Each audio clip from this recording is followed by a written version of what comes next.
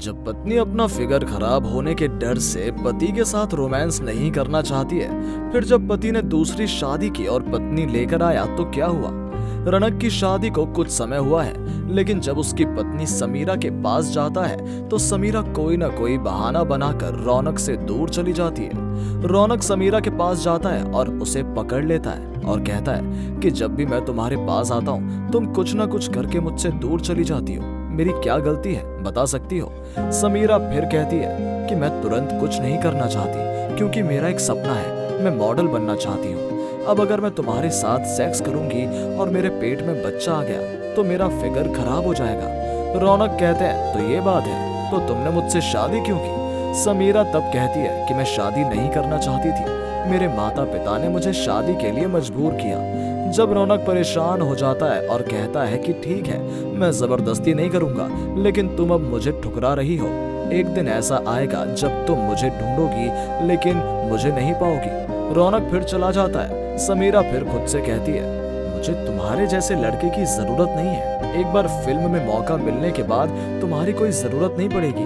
ऐसे ही कई दिन बीत गए। समीरा का व्यवहार बदल गया। एक दिन समीरा ड्राइंग रूम में बैठकर फोन पर बात कर रही थी। तब समीरा की सास ने कहा, बहू तुम्हारी शादी को काफी वक्त हो गया है, लेकिन अब तक पोता पोती का चेहरा नहीं दिखाया।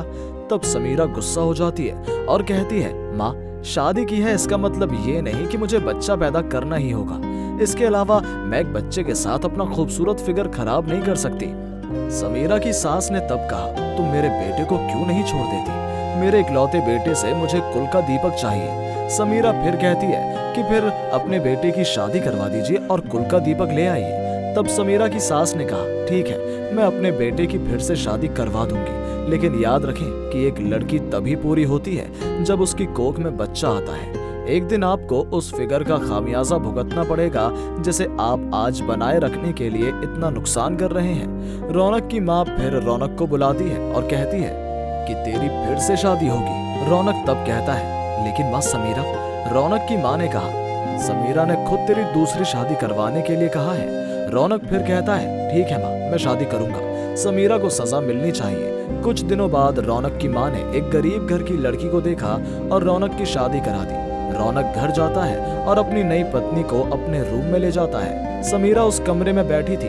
तब रौनक ने समीरा से कहा, तुम आज से इस कमरे में नहीं रह सकती। आज से ये कमरा मेरी नई पत्नी तुली का है। समीरा फिर कहती है, क्यों, ये मेरा घर है, मैं इस घर को कभी नहीं छोड़ूंगी। रौनक कहता है, समीरा तुमने इस कमरे में रहने का अधिकार खो दिया है। फिर समीरा बिना कुछ कहे चली गई। समीरा को रौनक के बगल में एक और लड़की को देखने में मुश्किल हो रही थी। कमरे से बाहर निकलते ही रौनक ने दरवाजा बंद कर दिया और नई पत्नी तुली के पास जाता है और कहता है, तुली तुम सब कुछ जानती हो, अब क्या तुम मेरे साथ भी ऐसा ही करोगी।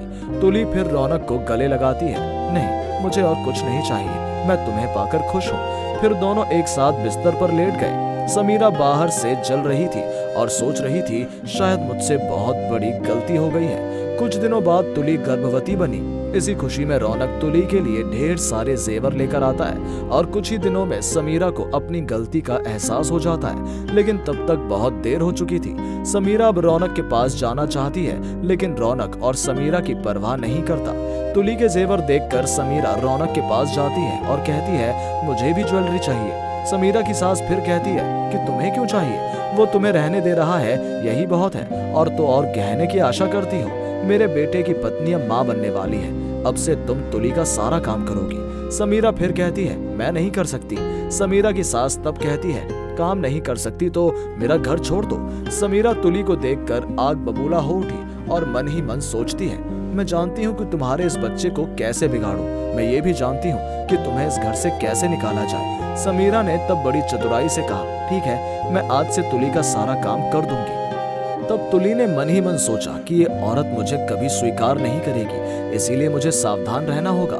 समीरा की सास फिर चली गई। अगले दिन तुली दूसरी तरफ काम कर रही थी और समीरा फर्श पर साबुन का पानी फैला देती है ताकि साबुन के पानी में पैर फिसलने से पेट में पल रहा बच्चा नष्ट हो जाए। समीरा ने तुली को बुलाकर कहा, दीदी इधर आओ। तुली ने जब समीरा के पास जाना चाहा तो रौनक ने आकर कहा, तुली संभल कर, सामने पानी फैला हुआ है। तुली ने फिर थोड़ा रुककर देखा कि साबुन का पानी है। तुली को अब ये समझने में कोई दिक्कत नहीं हुई कि समीरा ने जानबूझकर अपने बच्चे को बिगाड़ने के लिए साबुन का पानी फैलाया है। मुझे पता था तुम बुरी हो, पर इतनी घिनौनी हरकत कर सकती हो मुझे नहीं पता था। आज न देखा होता तो क्या होता। तुली फिर समीरा के पास गई और बोली, मैंने अब तक कुछ नहीं कहा, लेकिन आज चुप नहीं रहूंगी। आप जैसी महिलाओं की वजह से हमारा समाज ऐसा हो गया है। खुद अपना फिगर खोने के डर से बच्चा नहीं चाहती थी और अब दूसरों के बच्चे को भी खत्म करना चाहती हो। आप खुद माँ की कोख में पैदा हुई हो तो एक बार अपनी माँ से पूछ लेना कि आपको जन्म देने के बाद क्या उन्हें अपना दर्द याद रहा होगा। माँ बनना एक लड़की के लिए गर्व की बात है। समीरा तब कहती है, मुझे अपनी गलती का एहसास हो चुका है, मुझे माफ कर दो।